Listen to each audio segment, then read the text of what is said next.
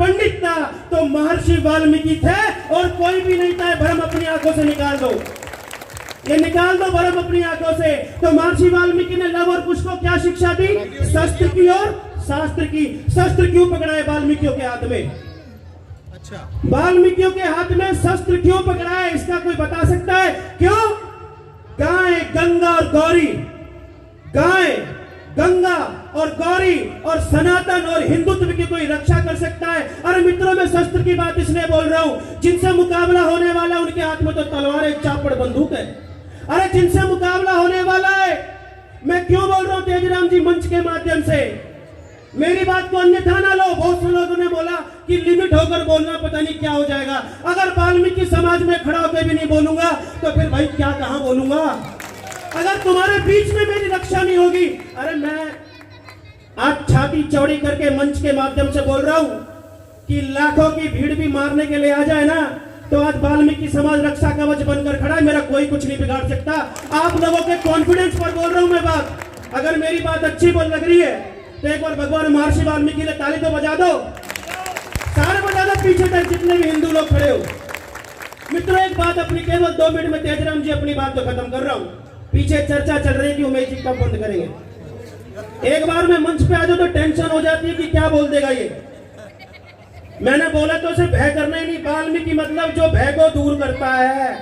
वाल्मीकि समाज जहां भय नहीं रहता, अगर यहां पर भी भय आ गया तो हिंदुस्तान कैसे सुरक्षित होगा? तो मैंने क्या बोला? गाय, गंगा और गौरी। आज गाय सुरक्षित नहीं है, किनके कारण से सुरक्षित नहीं है मुझे बोलने की आवश्यकता नहीं है। गंगा प्रदूषित हो गई, और गौरी, गौरी अर्थात हमारी बहन बेटी, मुझे बताने की आवश्यकता नहीं है कि 35 टुकड़े किसने कर दिए और किसके कर दिए। हमारी बहन बेटियों के 35 टुकड़े कर दिए। इतनी हिम्मत हो गई? वाल्मीकि भाइयों, मेरी माताएं भी पीछे पड़ी है, पीछे बैठी है। माताओं जब शाखा लगाकर आता था तो शाम को वाल्मीकि परिवारों में संपर्क करता था, तो सिलबट्टे की लाल चटनी और चूल्हे की बनी रोटी मैंने भी खाई है। तो वाल्मीकि समाज का अन्न और जल मेरे शरीर में भी आया, इसलिए मैं आपका कर्जदार हूं और हमेशा कर्जदार रहूंगा। लेकिन एक बात बोलकर अपनी बात को खत्म करता हूं। मेरा समर्थन करना मित्रों इज्जत वाली बात है, और एक संत मंच के माध्यम से वाल्मीकि समाज से हाथ जोड़कर एक प्रार्थना करने आया है। हिंदुस्तान की कोई भी ताकत तेजराम जी आपको हरा नहीं सकती। अगर आप वाल्मीकि समाज के मंच पर बैठे हो तो आपको कोई हरा नहीं सकता। तेजराम जी आगे आ जाओ।